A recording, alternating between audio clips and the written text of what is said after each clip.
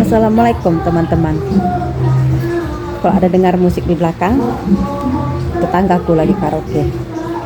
Biasalah malam minggu ya kan. Sedikit mau cerita. Ini bukan mengumbar aib orang ya, cuman kayak mana aku bilang ya, kayak agak nggak masuk akal cerita. Nah, jadi nggak usah aku bilang ini siapaku ya. Pokoknya adalah satu keluarga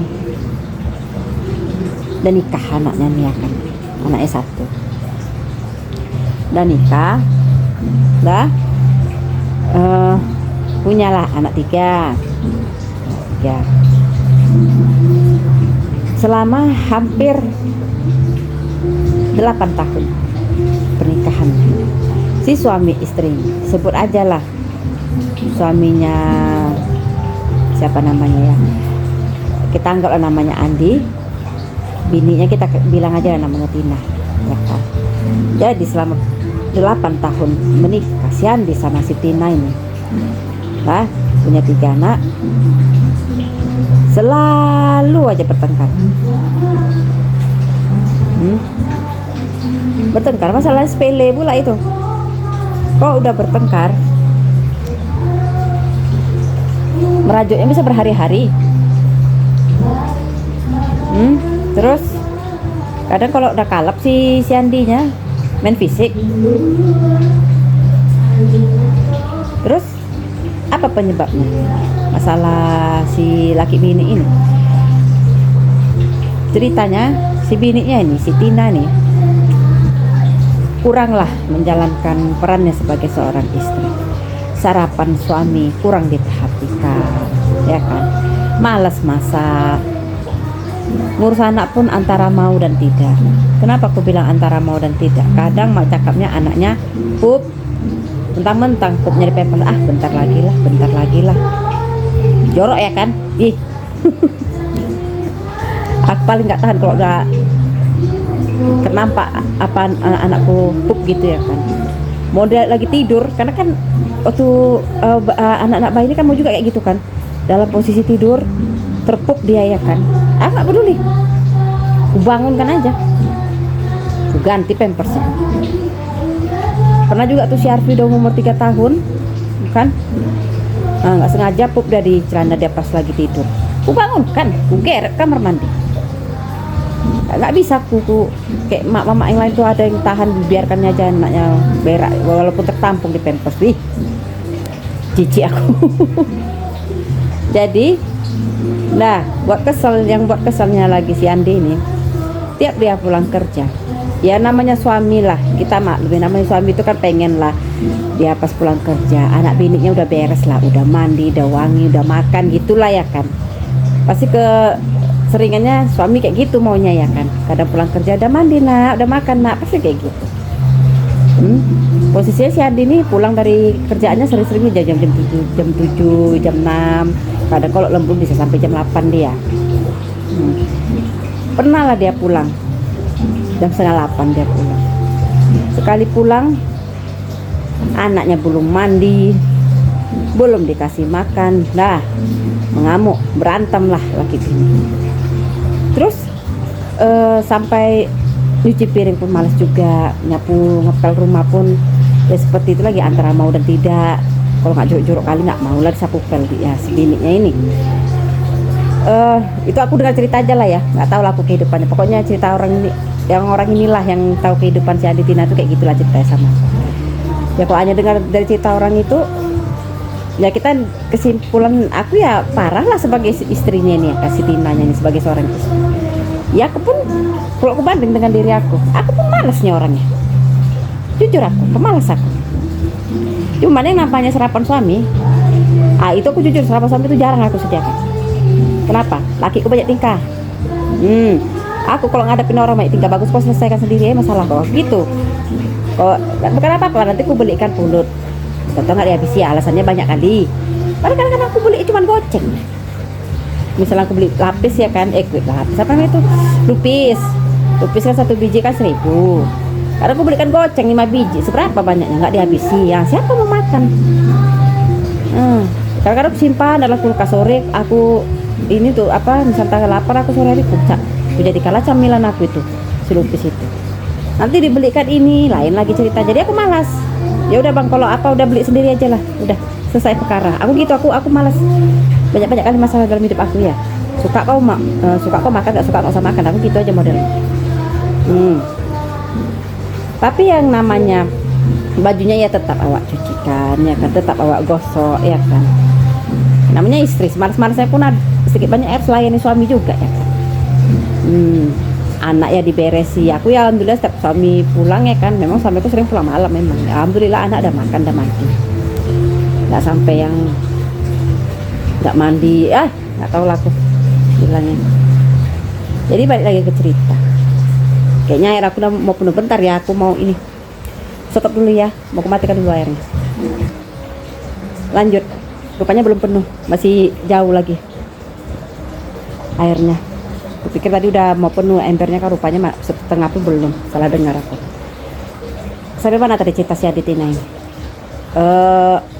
Kemalasan si Tina ini. Posisinya si Tina cuma ibu rumah tangga, entah apa kerjanya nggak tahu lah. Cuman dengar cerita orang-orang, dia hobinya HP. Kalau HP aku pun gila HP-nya, cuman kalau saatnya awak mencuci ya mencuci, saatnya perumahnya perumah. Kok awak santai aja awak baru megang handphone. Itu pun kalau nggak digerecokin anak juga, ya kan. Kadang kalau udah anak-anak ngerecoki, enggak lah, mana bisa aku megang HP lagi. Jadi posisi suaminya kerja, ya, si Andi ini. Keluarga si Andi ini pun termasuk keluarga orang kaya. Adalah perusahaannya gitu, punya perusahaan sendiri. Orang pun si Andi ini pun kerja di perusahaan bapaknya. Jadi apa namanya, suatu saat mamak mertuanya nih, aku kenal sama mamak mertuanya. kenal cuma nggak terlalu terbuka sama aku, cuman entah kenapa lah, aku pun nggak ngerti pas jumpa aku sama si mertuanya ini, si mamak mertuanya ini. Cita-cita punya cerita ngalur ngidul, ya kan. Terakhir curhat dia soal anak, sama hubungan anak sama menantunya lah. Kayak mana ya Yun ya, si Tina tuh begini katanya. Kalau aku nilai ya, aku memang si Tina tuh nggak terlalu inilah, tapi kalau dengan cerita orang parah lah dia orangnya katanya. Kalau mertuanya ini, kalau aku nilai baik, selama aku kenal si mertuanya ini baik mertuanya. Terus seringkali orang tuh begini katanya. Tengoklah sampai nyuci gosok pun males, padahal nyuci pun pakai mesin pun, untuk masukkan ke mesin pun males.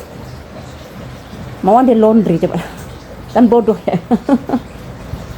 Kok aku semalas-malasnya aku misalnya gosoknya lah misalnya. Ya kalau nyuci kan tinggal gampang, tinggal masukkan mesin cuci, tekan tombol ini itu udah mesinnya bekerja, bukan awak yang bekerja, ya kan. Tapi pas gosoknya ya udah, kalau semalas-malasnya kau, kayak aku lah malasnya kan. Ya udah kayak macam baju tidur ini. Ya, seperti aku pernah bilang di video aku sebelumnya, aku paling malas gosok. Ya udah, mana baju yang kira-kira nggak gampang kusut, kulipat aja. Kayak baju anak-anak tuh kan banyak yang bahannya nggak kusut, kulipat aja. Tapi kalau ada baju misalnya memang bajunya bahannya kusut, ya mau tak mau lah buat gosokkan juga, ya. Ini enggak, males banget bininya, ya kan. Mau laundry. Kalau tak apalah kerjaan di rumah pun nggak ngerti aku. Sampai suaminya, maaf cakapnya, serapannya pun nggak diopeni. Sampai suaminya kadang-kadang serapannya di kantor. Serapan lah suaminya. Jadi mertuanya cerita lah, begini. Apa manggil ibu, ya kan. Aku bilang, ya udahlah Bu, kok gitu ya Bang. Aku kan karena si Andi itu lebih tua dari aku panggil lah abang gitu. Ya seharusnya Bang Andi sebagai suami ya tegas lah Bu, aku bilang. Masa dia nggak, maaf cakapnya, nggak bisa mendisiplinkan bininya, mengingatkan bininya tuh apa tugas kau sebagai seorang istri. Masalahnya Yun, kami nggak mau ribut gini katanya. Si Andi nggak mau ribut. Terus pertama katanya si Andi nggak mau ribut. Oke, Bang Andinya nggak mau ribut Bu. Ya seharusnya ibu lah sama bapak, maksudnya orang tua si Andi ini kan. Kalian berdua lah seharusnya ingatkan si menantu ini apa tugas dia sebagai seorang istri. Apa katanya? Ya kau tahu lah Yun, mulut si Tina tuh begini, buat ribut aja gini. Ya aku dengar kayak gitu, ya aku langsung aja lah pada kesimpulan aku, ya kan. Nggak kupikirkan lagi sakit hati si ibu mertua. Aku bilang kalau begitu kalian yang salah semua, aku bilang. Terdiam dia. Kenapa aku bilang salah semua? Kalian udah tahu mak cakapnya si Tina tuh kayak gitu. Kenapa kalian semua tuh takluk sama dia gitu loh? Si Andinya takut, mama mertua, bapak mertuanya tuh semuanya pun takut sama dia. Nggak bisa mendisiplinkan si Tina ini, nggak bisa mengingatkan dia apa tugasnya sebagai seorang istri. Ya berarti kalian salah semua. Betul nggak yang aku bilang?